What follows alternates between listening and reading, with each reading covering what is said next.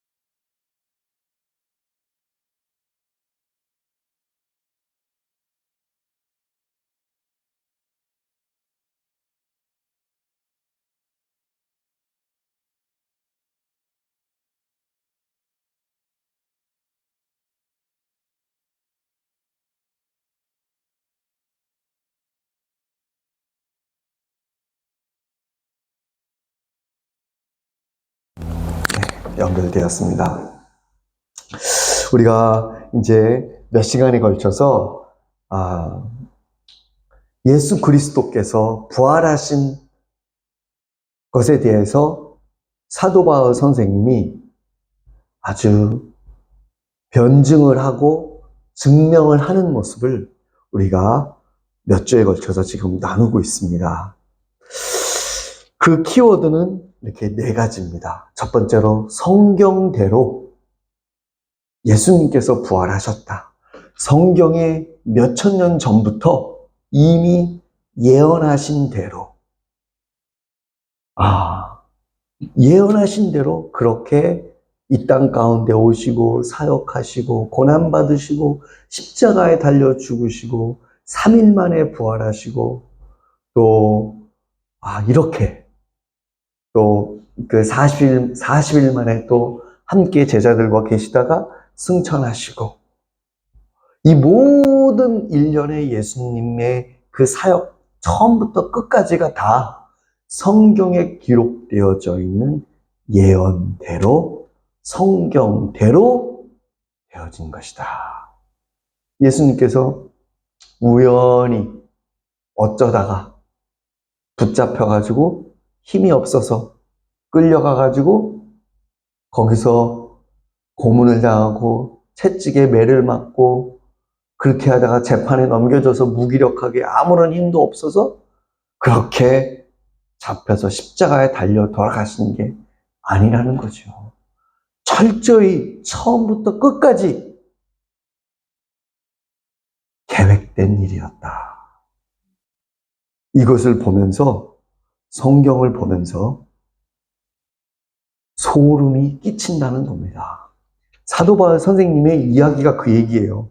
성경대로 예수님께서 그렇게 다 죽으시고 부활하셨다라는 이 내용이 소름 끼친다는 거예요.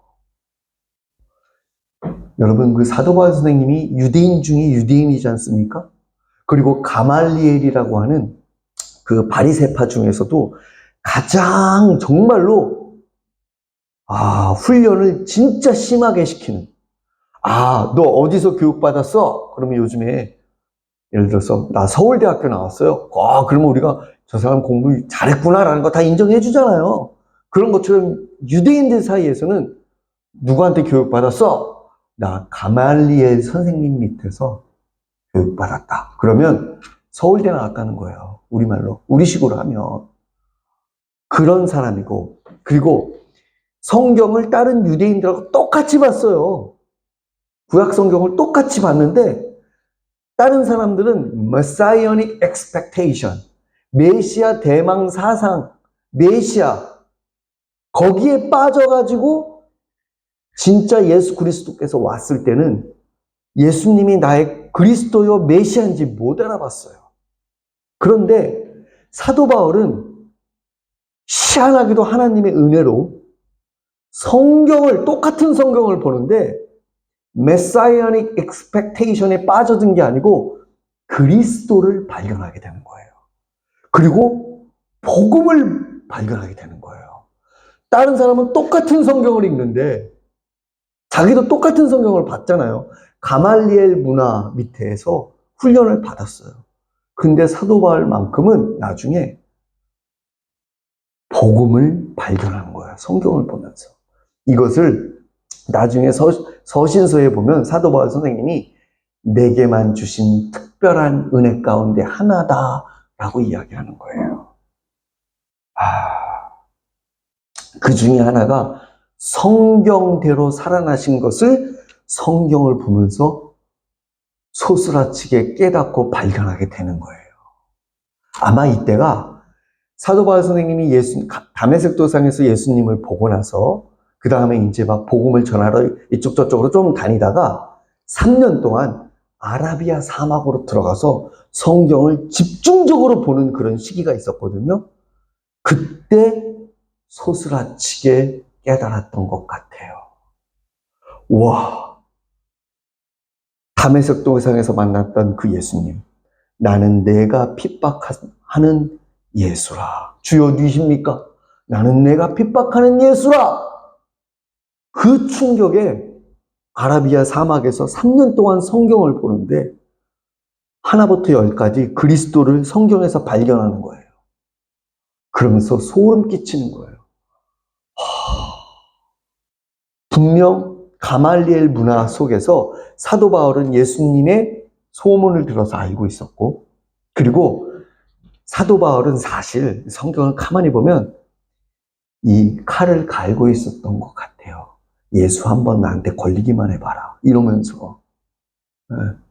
예수님을 적당히 반대하는 사람이 아니었잖아요. 한번 나한테 걸려라. 정말로 예수 잡아서 내가 죽이겠다. 이랬던 것 같아요, 사도 바울이. 이랬던 사람이었다고.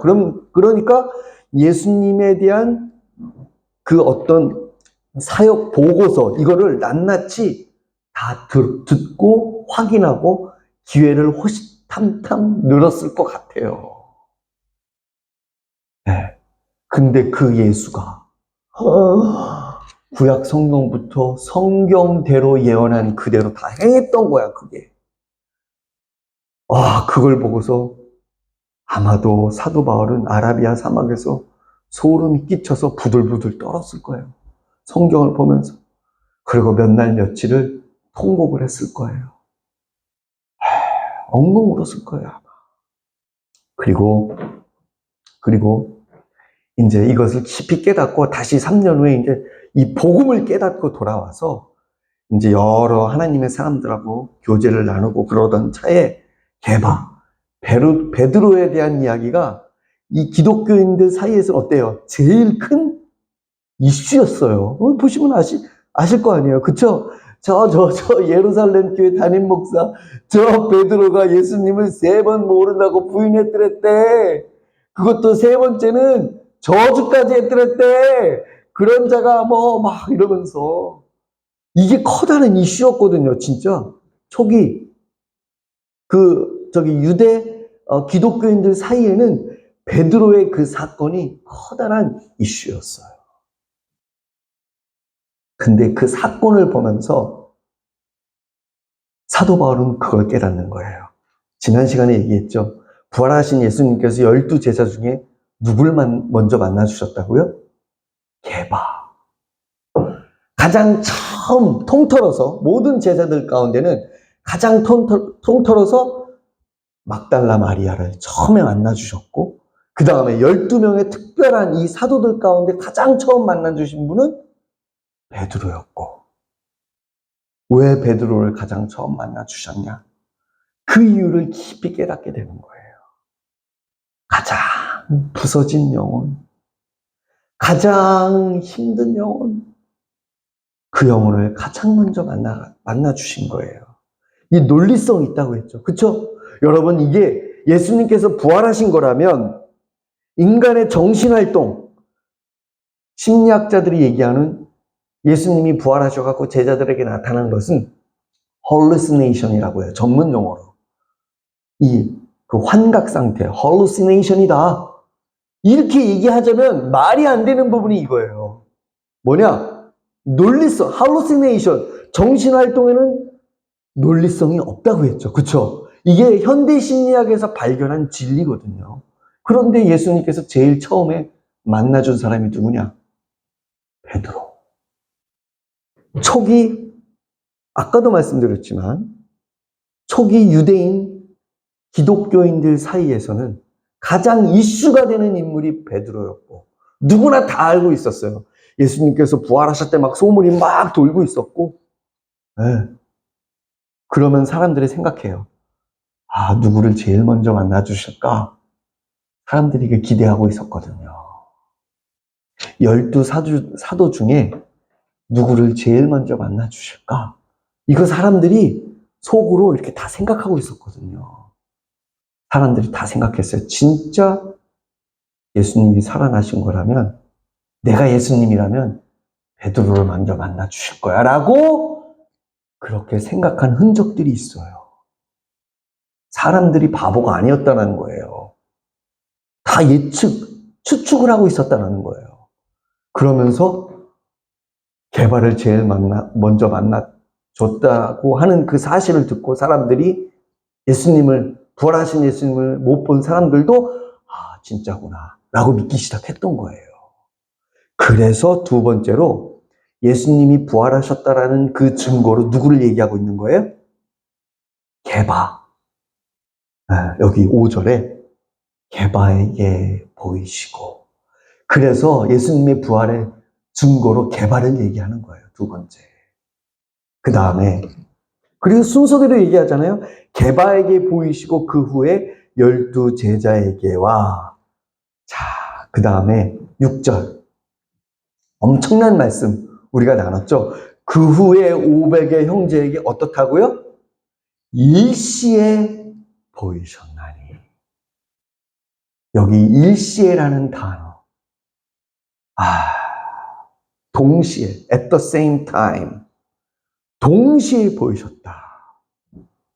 다시 말씀드립니다.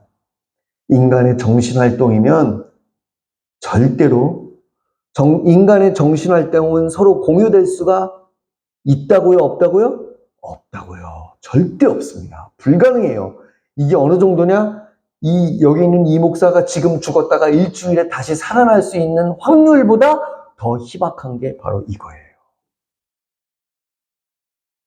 그것도 한두 명도 아니고 500명이 있는데, 그 500명이 같이 있는데, 거기에 그냥 딱 나타나서 일시에 다 보여주신 거예요. 봐라.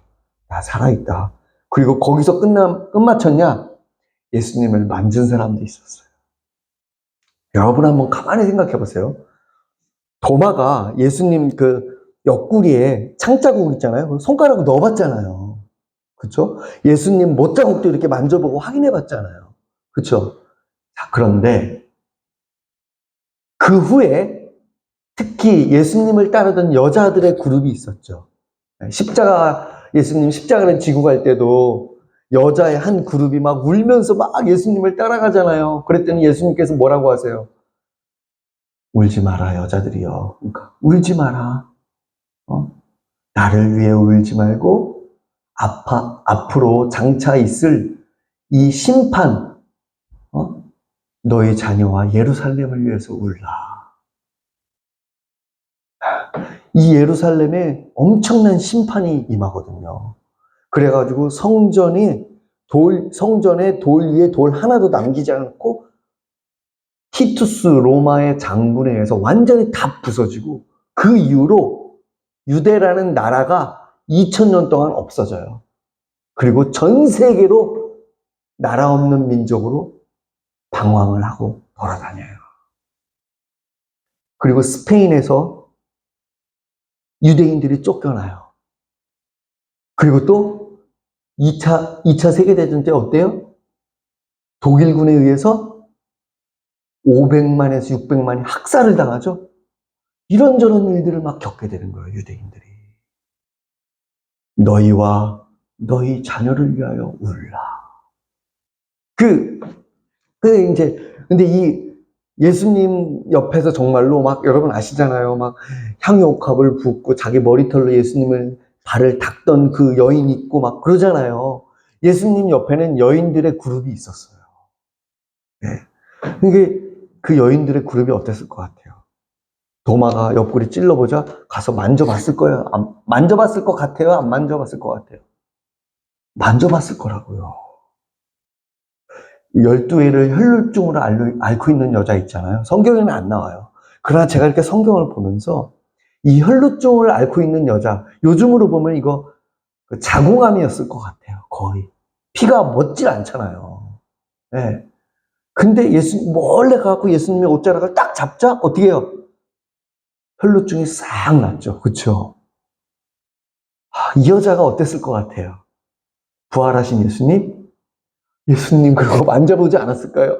다리를 이렇게 만져보고 손도 한번 만져보고 이런 내용들이 지금 있는 거예요. 이 본문 내용을 가만히 묵상해 보면 일시에 보이셨나니 그 중에 지금까지 대다수는 살아있다. 사도 바울이 그러는 거예요. 그 사람들 많이 있으니까 가서 물어봐라. 물어봐라. 자, 근데 여기서 한 가지 더.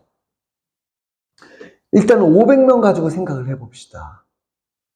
자, 그 500명이 이런 가정을 할 수가 있겠죠? 서로 짠 거야. 입을 맞췄어. 야, 우리 예수님이 부활하셨다라고 그렇게 입을 맞추자. 그럴 수 있잖아요. 가능성이 있어요, 없어요? 있죠. 자, 근데 이랬을 때 설명이 안 되는 두 명의 인물이 있어요. 그 다음이 7절에 나오는 인물이에요. 그 후에 야고보에게 보이셨으며. 여기 야고보를 왜 특별하게 이름을 거론한 줄 아세요? 사도 바울 선생님이?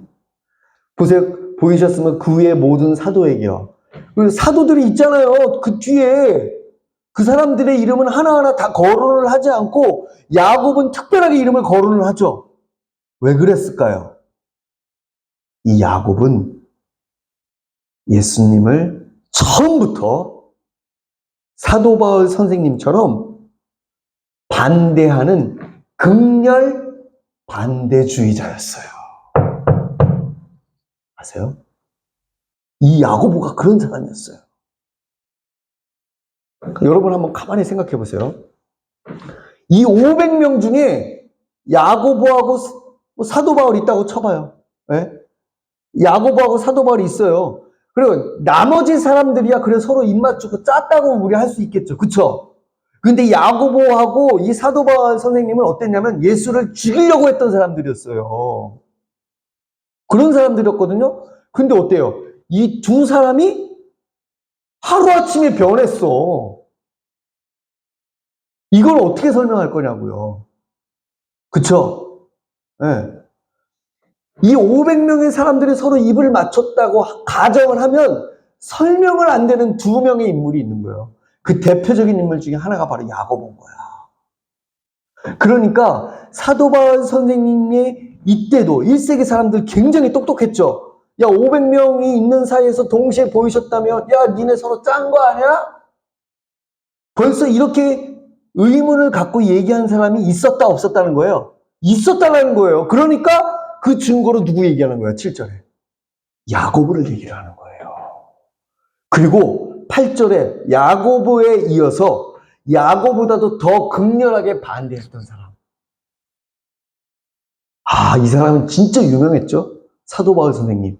나중에 사도 바울 선생님이 회심을 하고 예루살렘 교회로 이렇게 딱 가려고 하잖아요. 그랬을 때 어땠어요? 다른 형제들이 어땠어요? 무서워갖고 어때요? 아니, 우리 예수 믿는 사람들을 잡아서 죽이고 옥에 가두려는 사람인데 그 거짓말이면 어떡하냐? 거짓말로 예수 믿는다고 하고 몰래갖고 우리 다 잡아가면 어떡할 거냐? 근데 그때 누가 보증을 쓰는 격의 사람을, 보증을 쓰는 사람이 있었죠? 아볼로. 그쵸? 모든 사람으로부터 존경받는 성경 선생님.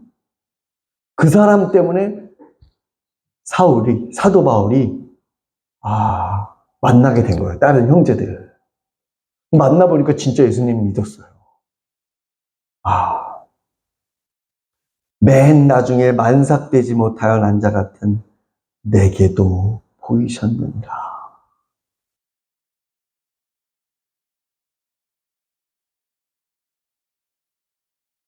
이 외에도 예수님이 부활하셨다는 근거들이 되게 많아요. 여러분, 예수님의 12사도들이 있죠. 예수님의 12사도들이 공통점이 뭔지 아세요? 12명 다 순교했다는 거예요.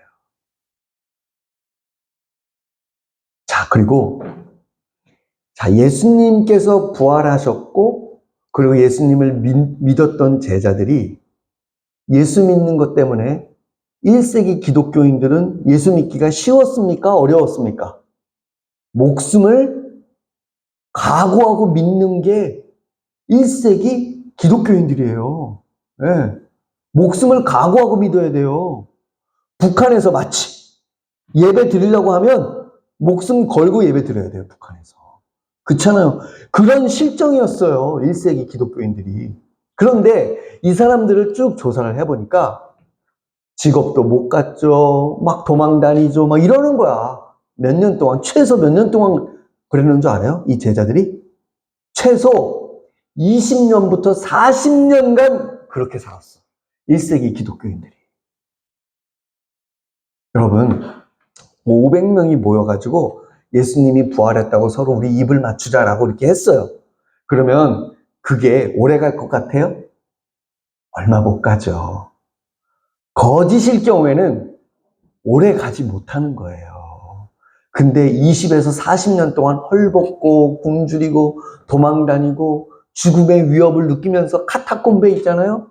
지하 동굴 속에서 살고 이랬다고요. 고난을 받으면서 살았어요. 이걸 보면 뭐가 분명해요? 예수님께서 부활하신 예수님을 이분들은 어때요? 제자들은 실제로 진짜로 부활하신 예수님을 본 거예요. 실제로 본 거예요. 사도 바울 선생님이 이거를 이야기하고 싶은 거예요, 지금. 야고보. 그 다음에 4개. 야고보와 자기를 맨 마지막에 특별하게 이름을 거론하는 이유. 이 두 사람은 예수님의 열렬 반대자였으니까. 이런 사람이 예수를 믿게 되고 인생이 변했으니까. 무슨 증명이 더 필요하냐 이 얘기예요. 내 삶이 증명이다. 나 봐라, 예수 믿고 변했어. 이게 예수님이 부활하셨다는 증거 아니냐. 네? 그쵸? 그래서 오늘 고린도전서 15장 1절에부터 8절까지의 이 말씀은 이 예수님의 부활을 아주 깊이 있게 증명하는 그런 아주 뜨거운 말씀임을 우리는 보게 됩니다. 여러분,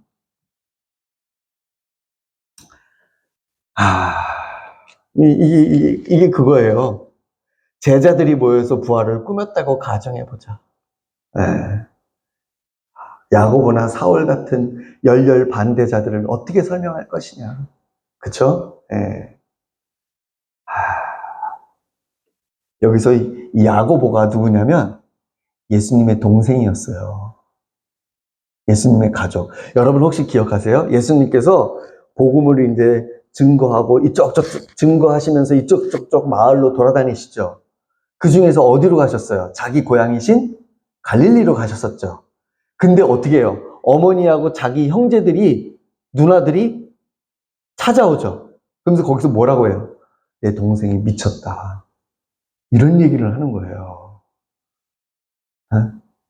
예수님을 안 믿어요. 그래서 예수님께서 갈릴리 지방에 가셨을 때 어떻게 하셨냐? 기적을 많이 행치 않으셨어요. 그 이유를 뭐라고 기록되어 있냐면 저희가 믿지 않기 때문에. 그래서 그 말씀도 하시죠. 선지자는 자기 고향에서 존경받는 일이 참 힘들다. 왜? 어릴 때부터 같이 자랐거든. 저 예수라는 사람을. 저 예수의 엄마 아빠가 누군지도 알고 형 동생이 누군지도 알고 그러는데 어느 날 갑자기 막 기사와 이적이 일어나고 막 능력이 나타나고 막 그러는 거예요. 그러니까 예수님이 메시아라는 걸 믿을 수가 없었던 거예요. 그 동네 사람들은. 제가 집사였어요. 집사였는데 그 주일학교 전도사로 이제 임명을 받았어요. 근데 그 주일학교에 계시던 함께 어저께까지는 같이 집사로 부장 선생님으로 있었던 사람이 갑자기 전도사가 됐어. 며칠 지나고 나니까. 다른 선생님들이 나를 전도사로 인정하겠어요? 제 속으로 그랬어요. 엊그저께까지는, 주일학교 부장 선생님이었는데, 전도사로 임명받아가지고, 나 진짜, 뭐 이랬을 거 아니에요. 저는 그게 다 보였어요, 제 눈에. 그랬다고요, 예수님도. 그 중에 열렬 반대자가 바로 동생인 야고보였던 거예요. 동생이니까 더 믿을 수가 없는 거야. 자기하고 어렸을 때부터 막 씨름도 하고 이러면서 같이 자랐거든. 이 무슨 메시아야, 얘가. 정신 나갔지. 얘 미쳤다. 그러면서 돌아다녔어요. 그래가지고 진짜 야고보가 예수님 잡으려고 오는데 못 잡은 이유가 뭔지 아세요? 성경을 가만히 보면 성경에 구체적으로 나와 있진 않아요. 예수님의 제자들이 항상 옆에 있었거든요. 예수님을 잡아갔다는 예수님의 옆에 그 제자들이 가만 안 있으니까 접근을 못했던 것 뿐이에요. 열렬 반대자가 야고보였어요. 야고보. 하나님은 오늘날도 이러한 역사를 이루세요.